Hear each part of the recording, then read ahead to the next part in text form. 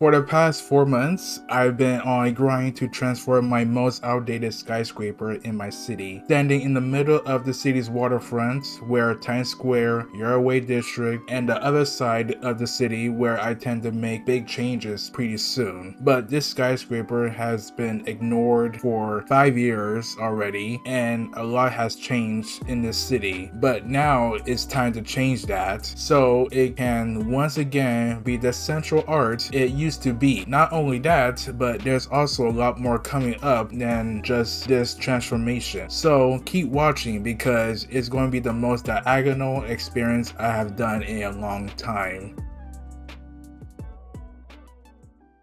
So my original plan for this skyscraper was supposed to be a mixed-use or multi-purpose high-rise, providing plenty of residential living, hotels, restaurants, and more. But of course, it didn't turn out that way, and instead it turned into a skyscraper with no interior, no parking garage, no roof detail. Basically, it was an empty shell, and I don't even remember what inspired me to build this skyscraper. But I assume the inspiration came from Seattle, since the exterior looks closest to that vibe. So I always knew it was going to be modern, and I imagined this building would gradually evolve to what is now Times Square. Initially, there were only 3 skyscrapers during the development of the city. These high-rises were landmarks that represent the early stages of the city's future urban expansion, a setting for the city's transformation that will illustrate how much progress has been made over the years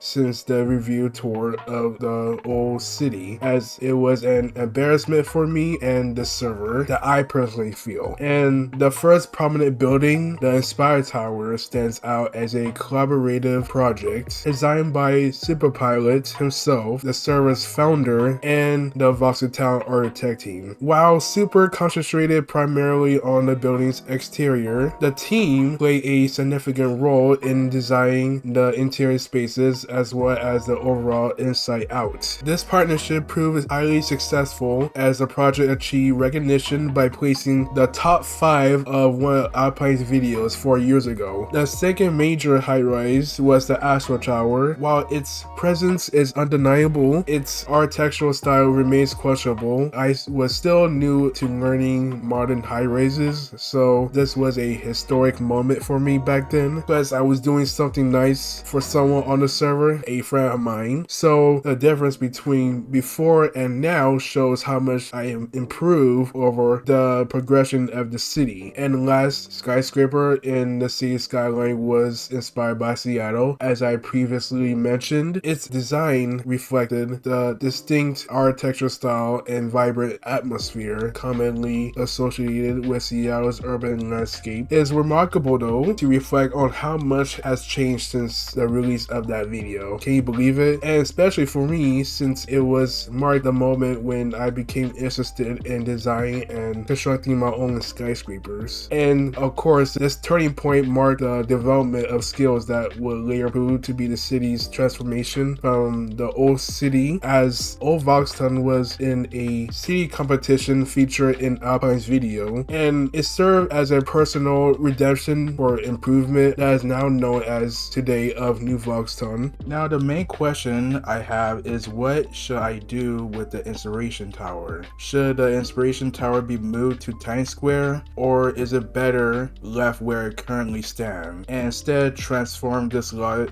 into something completely new? I'd love to hear your guys' opinions on it, so please feel free to share your thoughts. Now for the design inspiration for this building draws from 2 styles, one found in San Francisco and New York City. With Google Earth as my main reference, the 2 buildings I'm using are one Hawthorne Street building in San Francisco, mainly for its beige facade, which will stand out from its glass facade counterpart. The second reference is the Flatbush Avenue building in New York City, which I use for its setbacks and angular design. By merging these these two references, the final structure will offer impressive views of the city's waterfront while also honoring the cultural identities of the surrounding districts, Your Way and Times Square. The main tower will remain the dominant structure in this area, height of 160, with its face towards Times Square, which you will see later. Now, the decision to reduce the height compared to the original skyscraper, and the easiest way I can explain is the world height is 320 and the tallest buildings in the city in Times Square are already that tall. So if I made this building that tall, it would overshadow those buildings, which didn't make sense, so I made it shorter. For example,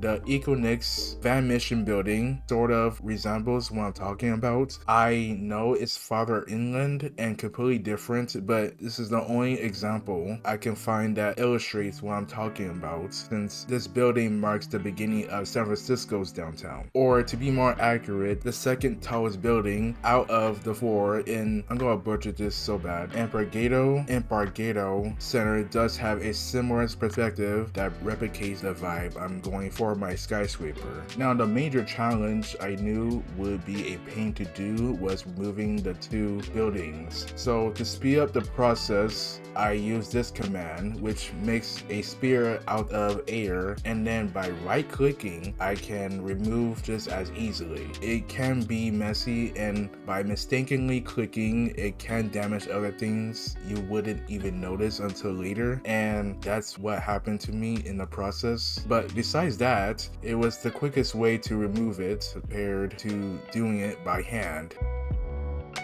Does anyone remember those days of building when there was like no world edit? Man, I remember playing Minecraft on my PlayStation, and oh my, it brings me back to those times, and you only had speed potions to build faster, TNT to blow shit up, and then breaking by hand to get the rest that the explosion didn't get. I'm just glad to have this tool, and I just can't deal with that crap anymore. Until today.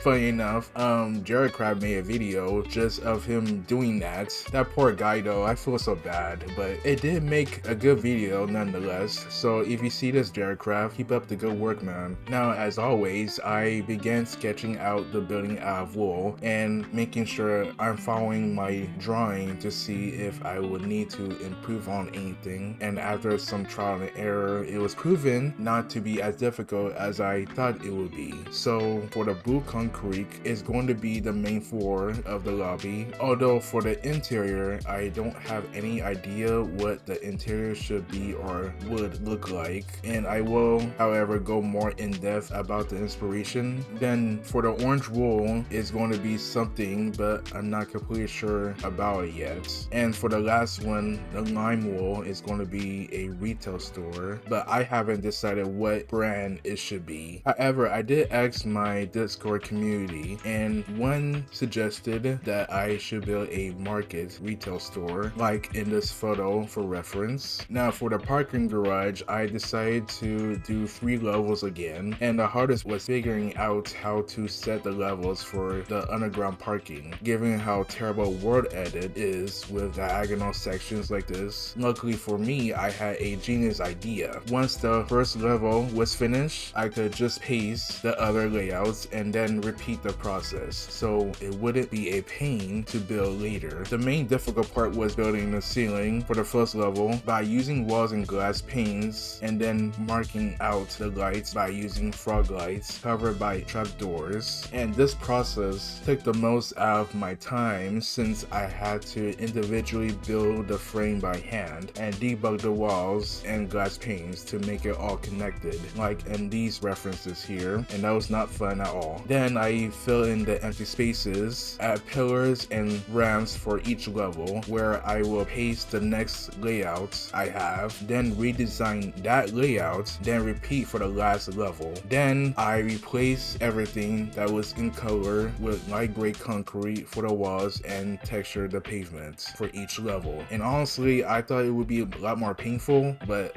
I was completely wrong and the process went better than I originally thought. I mean, sure, I had some bumps along the way while building this, and I was even afraid to build this in the first place since everything was especially for the underground diagonal parking garage, but I still did it because I want to make the city better than I can ever imagine. And also the building was starting to annoy me with its exterior, so why not suffer and learn something new?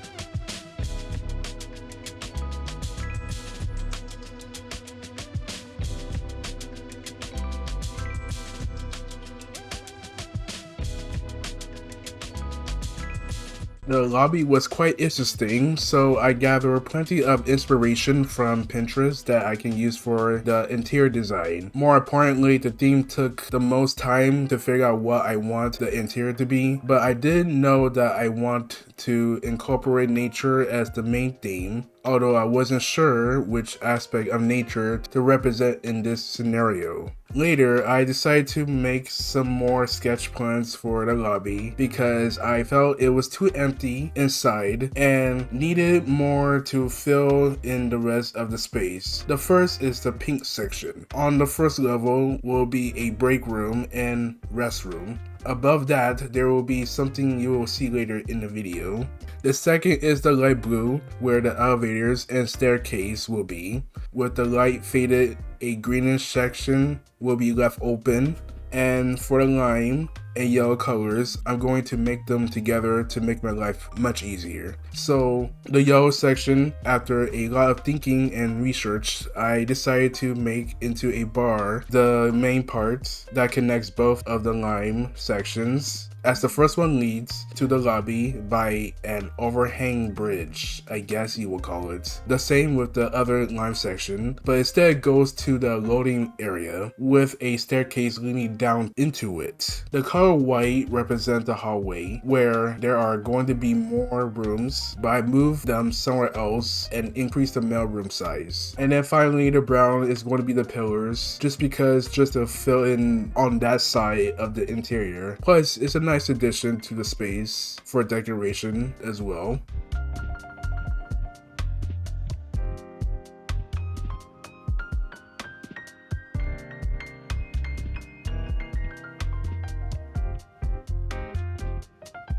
Building the bar wasn't difficult, it was just building on a diagonal took longer than it should with the references I was using to build this, and trying to make it look good was frustrating as hell, and I had to take some breaks in between to see if I was doing it right, or maybe the references I'm using were too difficult to build on a diagonal. After going through that headache of the bar incident, it was easy building from there.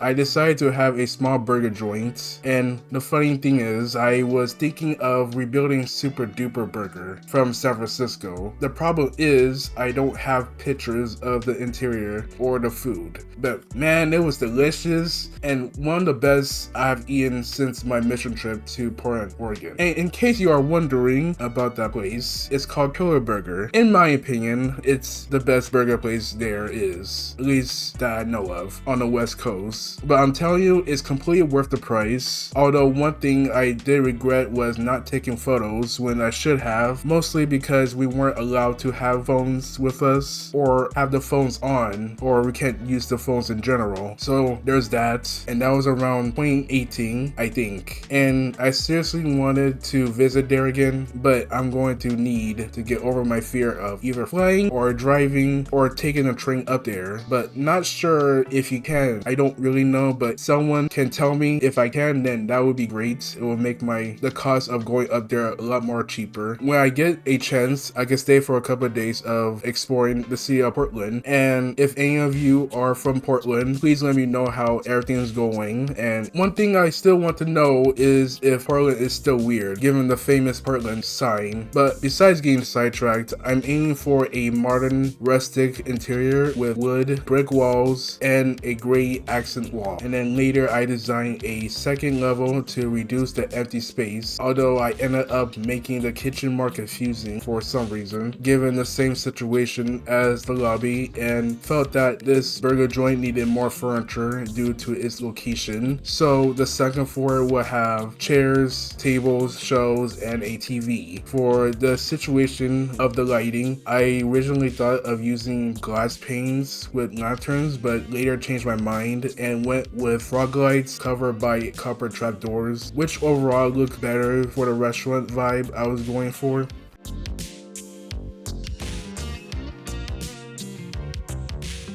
Now, for a minute, I thought I was done with the retail floor plan, but I made some changes to it, and the first was to remove the restaurant entirely. I just felt it was unnecessary to have it, and it would free up more space for more shows and adding a restroom to it. Also, I made a fresh fruit section. If only we had some barrels of food, like a barrel filled with carrots or apples or fish in the game, like modern Minecraft has, it would look a lot better. If someone has an idea on how to do it, then let me know. But I'm mostly surprised we don't have it in the main game yet, so this will have to do. For the ceiling situation, I did find some references I was looking for, and I seriously tried to build exposed structure design, like these for example, but kind of struggled with them, mostly on the triangular shape pattern, and the same with the loading area ceiling too, and where I added some rooms like a security room, a manager's room, and a break room. Not the best layout for this section, but I couldn't really expand the building's backside. I mean, I could have, but not sure if it would look good. And this section was a tedious process of stacking the floors. As I mentioned before, everything is on a diagonal, so it wasn't as straightforward as my last video, but this is fine because from what I went through building the underground parking garage, I knew it wasn't going to be that bad.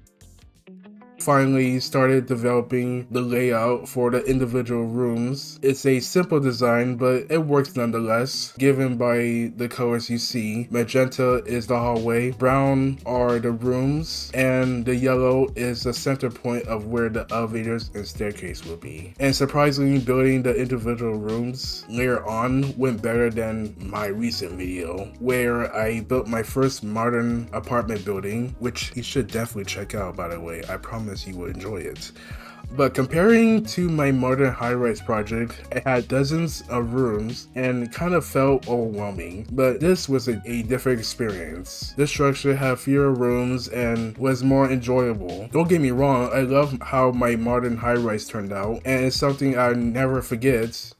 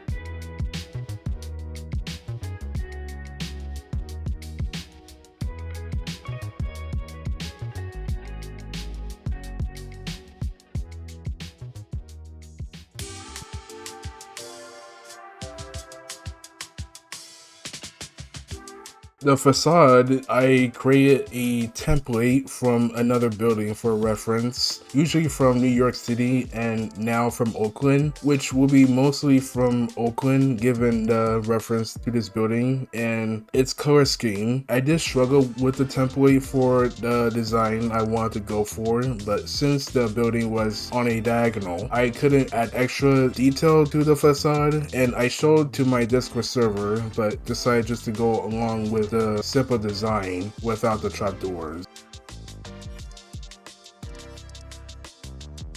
I started stacking the floors up to the black wool section where I will do my landscapes on those rooftops, like in my sketch plan, to be 3 colors in total for this building: polished blackstone, shifted birch, and cut sandstone as a lighter tone to the shifted birch. For that reason, only 3, and because it's usually a good balance. But if you're doing more than 3, going to have to design a way where it doesn't throw off the whole thing. Like 4 is okay, but going beyond that is like too much. Unless you are being smart on how to approach it. It's my way of building these residential structures, but feel free to do whatever you want with your build.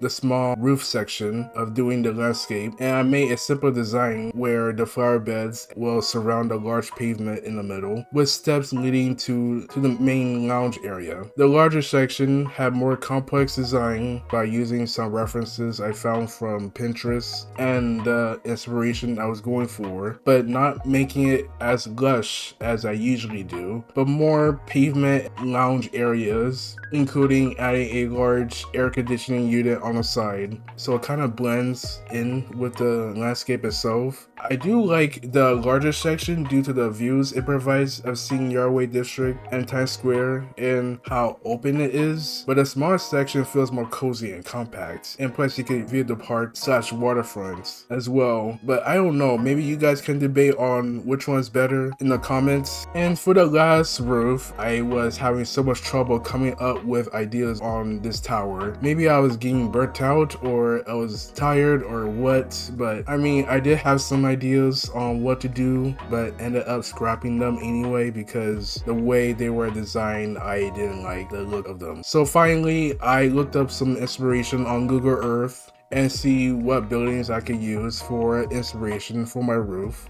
Of course, I found one in San Francisco, which potentially should work for my build, and that would be this residential building. And mostly I used the main center part of the high-rise. In my new plan, I drawn out where I have my AC units, generators, and so on. And then from there, I added a small section for another lounge area that will be overlooking of the whole entire area, up from the waterfront to those 2 districts I mentioned before. Changing the temporary blocks into the real color scheme, changed the yellow terracotta to cut sandstone, and then for the ground level, I did replace the red wool with these slate tiles walls, and then the yellow wool will be mud bricks. So it wouldn't blend with the other buildings on the side, like this one for example. But I do wish that we had more variants of bricks in this game. Variants like these would make sense to use for buildings or building in general, especially for in this situation. And I am still on 1.21 still because I'm too lazy to update my stuff to the latest version of the game. But since the Chaos Cube is about to be out at the time of recording, it might be a good place to update everything all at once, and I can get to try out the new blocks and features, mostly the shells and the pale wood, which I'm mostly excited about. And I have plenty of plans that is going to change the whole city forever as we know it. So yeah.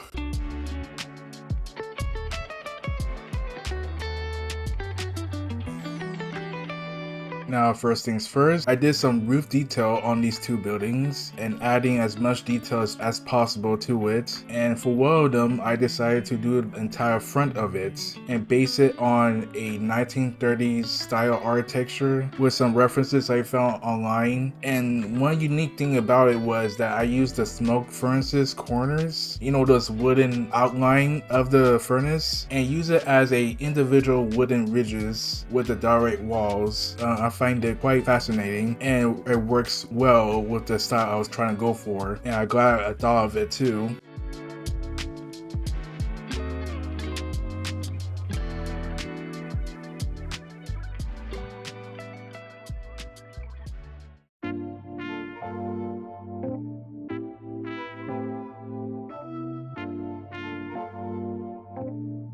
Now here, this build gave me a hard time because I was trying to keep this building in its original form, but wasn't sure how to go about it or what blocks I should use that doesn't take away from the original form of that building. So I found out that inner part of the mushroom stem works really well with sandstone bricks. Instead of using sandstone, which most people would use with sandstone bricks because it's a good color palette to use. But since I'm on 1.21 still, I wanted to be more unique in a way. And plus, I already use a lot of birch and sandstone for my skyscraper, so why should I use more of it in the process? And then I created these ridges of the facade out of sandstone walls, like this for example, and using another reference for the ground level too. And then once I got to the back side of the building, I was like, you know what, let me try texturing or weathering, whatever you call it, same difference, and let me try practicing more on how to texture my builds, because I know some texturing but I just don't know how to go about it. Like, how do people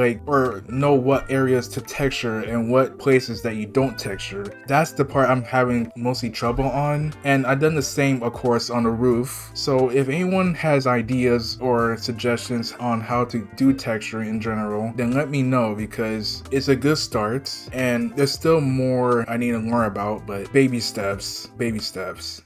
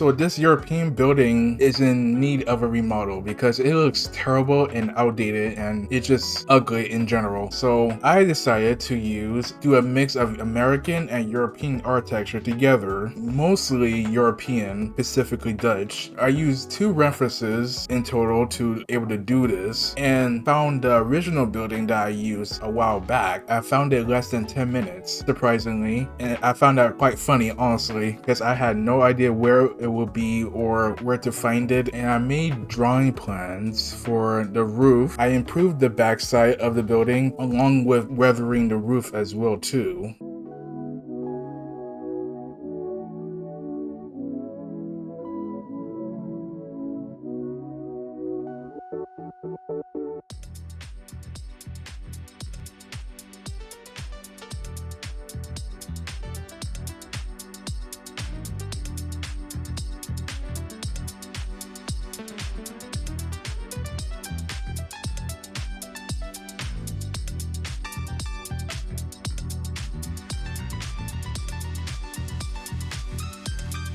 Now, after some time of thinking, I decided to delete it. It just felt out of place and it was just ugly in general, and instead transformed it into a public space with planters, furniture, and a gazebo, and also improved the sidewalks. Well, I added sidewalks like San Francisco would have, which I completely forgot that San Francisco had them, so I'm gonna be doing more in the near future. I made another decision to get rid of these 2 buildings.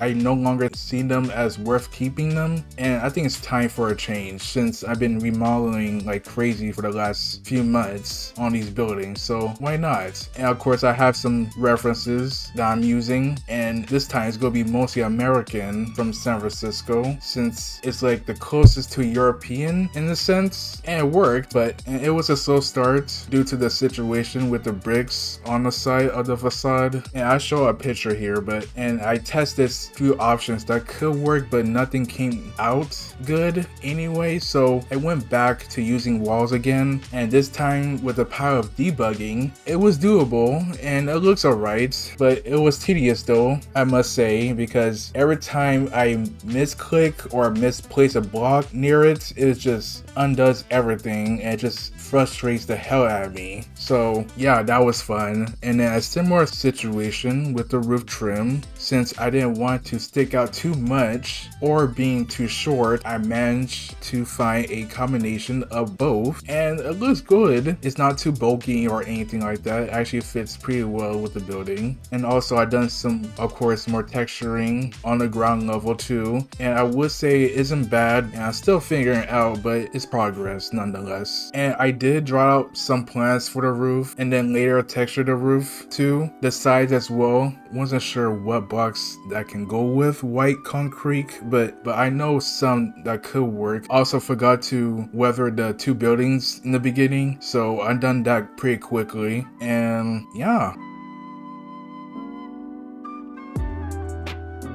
I love how the city block turned out. It's just such a difference from the past to now. And to be honest, I wasn't going to do the whole thing and just wanted to do the skyscraper itself. But since this video took longer than I thought, and I got sick twice in a single month in May, which is why some parts of the voiceover was kind of cringy to hear, at least for me. Then also trying to maintain my busy life outside of recording, etc. Blah blah blah. I just felt bad for you guys for waiting for so long, and so I hope this video makes up for it. I hope. Anyway, I hope you guys enjoyed the video, and thank you so much for watching my videos and for the support you have given. If you'd like to help in the city, our Discord community is in the description, so we can all build this glorious city together. You guys have a great day, and I see you in the next video, my fellow comrades.